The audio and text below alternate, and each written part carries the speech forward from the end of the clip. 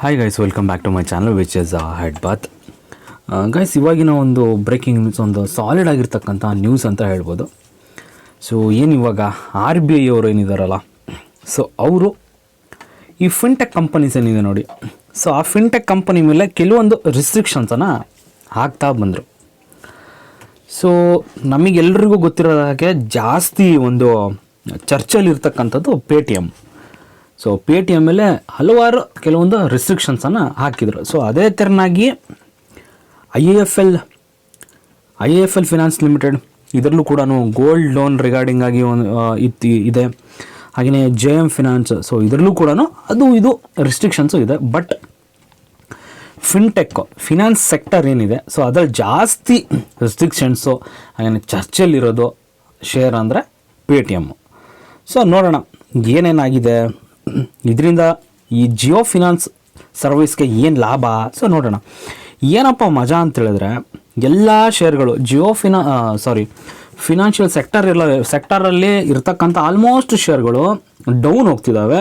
ಆದರೆ ಜಿಯೋ ಫಿನಾನ್ಸ್ ಮಾತ್ರ ಚೆನ್ನಾಗಿ ಪರ್ಫಾರ್ಮೆನ್ಸ್ ಮಾಡ್ತಿದೆ. ನೋಡ್ಬೋದು ನೀವು ಸ್ಕ್ರೀನ್ ಮೇಲೆ 6.83% ಅಷ್ಟು ಅಪ್ಪಲ್ಲಿ ಈ JFS ಶೇರು ನಮಗೆ ಇವತ್ತು ಕ್ಲೋಸನ್ನು ಕೊಡ್ತು.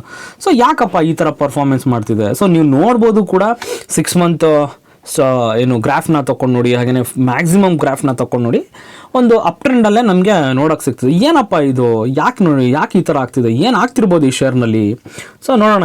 ಇವತ್ತು ಪ್ರಮುಖವಾಗಿ ಬಂದಿರತಕ್ಕಂಥ ಒಂದು ಸುದ್ದಿ ಅಂತ ಹೇಳಿದ್ರೆ, ಸ್ಕ್ರೀನ್ ಮೇಲೆ ನೋಡ್ಬೋದು ನೀವು, Jio payment is set to enter what has been the domain of Paytm and PhonePe so far the soundbox segment.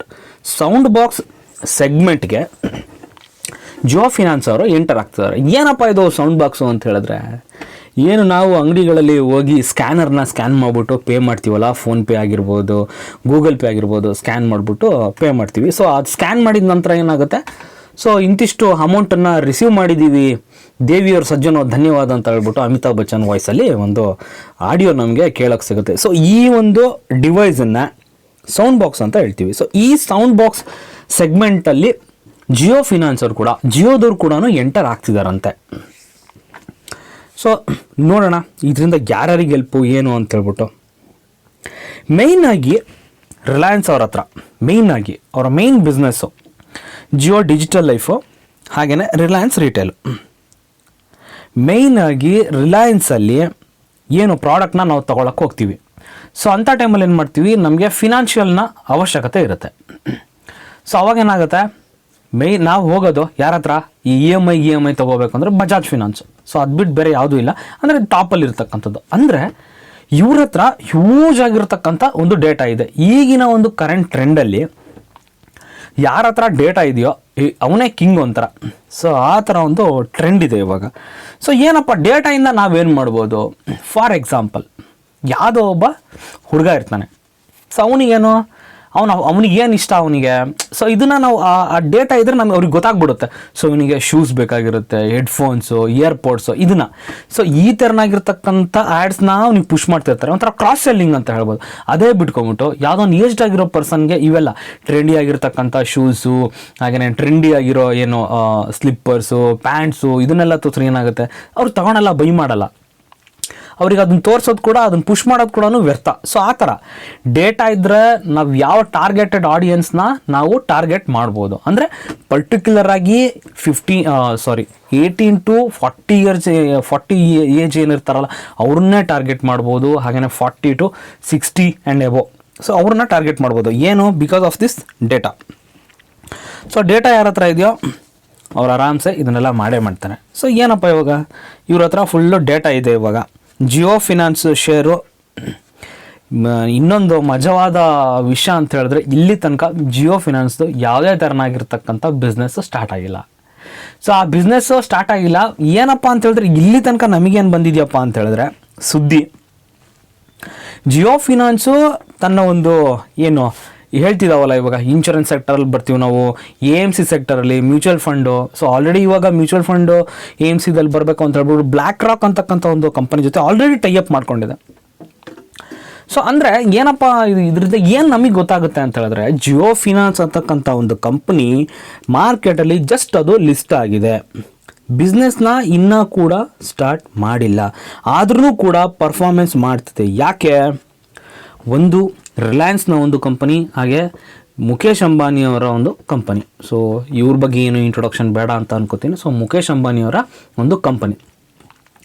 So ಆ ಒಂದು ರೀಸನ್ನಿಗೆ ಸ್ಟಾಕು ಈ ಪಾರ್ಟಿ ಮೂಮೆಂಟು ಕೊಡ್ತಿರೋದು.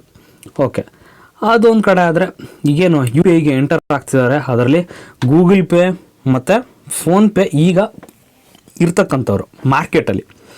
Paytm ಈಗ ಇನ್ನೊಂದು ಡೌಟ್ ಬರ್ಬೋದು, ಓಕೆ Paytmದು ಆಲ್ರೆಡಿ ಡಿವೈಸ್ ಇರುತ್ತಲ್ಲ, ಸೊ ಏನು ಮಾಡ್ತಾರಪ್ಪ, Paytm ಡಿವೈಸ್ ಆಲ್ರೆಡಿ ಇದೆ ಅಂಗಡಿಗಳಲ್ಲಿ. ಸೊ ಈಗ ಇವ್ರು ಹೆಂಗೆ, ಯಾವ ಥರ ಜಿಯೋ ಅವರ ಒಂದು ಸೌಂಡ್ ಬಾಕ್ಸನ್ನು ಹೆಂಗೆ ತಗೋತಾರೆ, ಏನು ಮಾಡ್ತಾರೆ? ಸೊ ಬೇಸಿಕಲಿ ಏನೂ ಇಲ್ಲ, ಬೇರೆ ಬೇರೆ ಆಫರ್ಸ್ನ ಕೊಡ್ತಾರೆ. ಅಟ್ರಾಕ್ಟಿವ್ ಆಫರ್ಸ್ನ ಕೊಡೋದ್ರ ಮುಖಾಂತರ ಏನಾದರೂ ಸ್ಟ್ರಾಟಜಿ ಮಾಡಿ, ಸೊ ಆ ಥರ ಏನಾದರೂ ಮಾಡಿ ಇವರು ಒಂದು ಪ್ರಾಡಕ್ಟ್ನ ಇವರು ಪುಷ್ ಮಾಡ್ಬೋದು. ನಾನು ಈ ಮುಂಚೆನೇ ಹೇಳಿದಾಗೆ ಡೇಟಾ ಮೇಯ್ನು. ಸೊ ಈ ಡೇಟಾ ಇವ್ರ ಹತ್ರ ಇದ್ದೇ ಇದೆ. ಸೊ ಈ ಒಂದು ಡೇಟಾ ಯೂಸ್ ಮಾಡ್ಕೊಂಡು ಮಾಡ್ಬೋದು ಅವರು. ಸೊ ಇನ್ನೊಂದೇನಪ್ಪ ಅಂತ ಹೇಳಿದ್ರೆ ಹೊಸ ವಿಷಯ, ಫ್ಲಿಪ್ಕಾರ್ಟ್ ಅವ್ರು ಕೂಡ ನೀವು ಇಲ್ಲಿ ನೋಡ್ಬೋದು ಸ್ಕ್ರೀನ್ ಮೇಲೆ, Flipkart has launched unified payment interface UPI. Flipkart ಅವ್ರು ಕೂಡ ಆಕ್ಸಿಸ್ ಬ್ಯಾಂಕ್ ಜೊತೆ ಟೈಅಪ್ ಮಾಡ್ಕೊಬಿಟ್ಟು ಅವ್ರದ್ದೇ ಆಗಿರ್ತಕ್ಕಂಥ ಒಂದು UPIನ ಕೂಡ ತರ್ತಿದ್ದಾರೆ. ಸೊ ಮಾರ್ಕೆಟಲ್ಲಿ ಎಲ್ಲರೂ ಕೂಡ ಎಲ್ಲಿ ಇವಾಗ Paytm ಎಲ್ಲಿ ಒಂದು ಮಾರ್ಕೆಟ್ ಶೇರ್ನ ಎಲ್ಲಿ ಲೂಸ್ ಮಾಡ್ಕೊತಾ ಇದೆಯೋ, ಸೊ ಅದನ್ನು ಅಕ್ವೈರ್ ಮಾಡೋದಕ್ಕೆ ಈ ಒಂದು ಜಿಯೋ ಫಿನಾನ್ಷಿಯಲ್ ಸರ್ವಿಸ್ ಇವಾಗ ಬರ್ತಿದೆ. ಸೊ ನೋಡೋಣ ಇದರಿಂದ ಏನು ಗೊತ್ತಾಗುತ್ತೆ ಅಂದರೆ, ನಮಗೆ ಜಿಯೋ ಫಿನಾನ್ಸ್ ಯಾವ್ಯಾವ ಸೆಕ್ಟರಲ್ಲಿ ಹೋಗುತ್ತೋ, ಯಾವ್ಯಾವ ಸೆಕ್ಟರಲ್ಲಿ ತನ್ನ ಒಂದು ಬಿಸ್ನೆಸ್ ಎಕ್ಸ್ಪ್ಯಾಂಡ್ ಮಾಡುತ್ತೋ, ಸೊ ಆ ಸೆಕ್ಟರಲ್ಲಿರ್ತಕ್ಕಂಥ ಶೇರ್ಗಳು ಅದನ್ನು ಸ್ವಲ್ಪ ನಾವು ಅಬ್ಸರ್ವ್ ಮಾಡಬೇಕಾಗುತ್ತೆ. ಇನ್ನು ಅಲ್ಲಿ ನಾನು ಈ ಮುಂಚೆನೇ ಹೇಳಿದಾಗೆ, ಇನ್ನು ಸ್ಟಾಕು ಇನ್ನು ಈ ಕಂಪನಿ ಇನ್ನೂ ಅದರ ಒಂದು ಬಿಸ್ನೆಸ್ನ ಸ್ಟಾರ್ಟ್ ಮಾಡಿಲ್ಲ, ಆಲ್ರೆಡಿ ಈ ಥರ ಒಂದು ಮೊಮೆಂಟಮ್ನ ಕೊಡ್ತೀವಿ. ಸೊ ನೋಡೋಣ ಮುಂದಿನ ದಿನಗಳಲ್ಲಿ ಯಾವ ಥರ ಮೊಮೆಂಟಮ್ ಬರುತ್ತೆ ಅಂಥೇಳಿ. ಅಫ್ಕೋರ್ಸ್ ಎಲ್ಲ ಒಂದು ಕಡೆ ನೋಡಿದ್ರೆ ಚೆನ್ನಾಗಿರ್ತಕ್ಕಂಥ ಒಂದು ಮೊಮೆಂಟಮ್ಮೇ ಬರುತ್ತೆ ಅಂತ ಹೇಳ್ಬೋದು. ಸೊ ಜಿಯೋ ಫಿನಾನ್ಸ್ ಮೇಜರಾಗಿ ಫಿನಾನ್ಸ್ ಸೆಕ್ಟರ್ ಇರ್ತಕ್ಕಂಥದ್ದು ಬಜಾಜ್ ಫಿನಾನ್ಸ್. ಇಲ್ಲೊಂದು ಕಡೆ ಬಜಾಜ್ ಫಿನಾನ್ಸ್ಗೆ ಒಂದು ದೊಡ್ಡ ಟಕ್ಕರ್ ಅಂತ ಹೇಳ್ಬೋದು ಈ ಒಂದು ಬೆಳವಣಿಗೆ. ಸೊ ಏನಪ್ಪ ನೆಕ್ಸ್ಟು ನೋಡೋಣ, ನೆಕ್ಸ್ಟ್ ಏನೇನು ಹೊಸ ಒಂದು ಪ್ರಾಜೆಕ್ಟ್ಗಳು ಬರ್ತವೆ, ಇವ್ರದ್ದು ಹೊಸ ಏನು ಅನೌನ್ಸ್ಮೆಂಟ್ಗಳು ಬರ್ತವೆ ಅಂತ ಹೇಳ್ಬಿಟ್ಟು. ಸೊ ಅಲ್ಲಿ ತನಕ ಯಾವುದು ಡಿಸಿಷನ್ ತಗೊಳಕ್ಕೆ ಹೋಗ್ಬಿಡಿ. ಐ ಹೋಪ್ ವಿಡಿಯೋ ಇಷ್ಟ ಆಯಿತು ಅಂತ ಅನ್ಕೋತೀನಿ. ಹಾಗೆಯೇ ಇಷ್ಟ ಆದರೆ ಒಂದೇ ಒಂದು ಲೈಕ್ ಕೊಡಿ. ನನ್ನ ಚಾನಲ್ನ ಸಬ್ಸ್ಕ್ರೈಬ್ ಮಾಡ್ಕೊಂಡಿಲ್ಲ ಅಂದರೆ ಸಬ್ಸ್ಕ್ರೈಬ್ ಮಾಡ್ಕೊಳ್ಳಿ ಗೈಸ್. Thank you.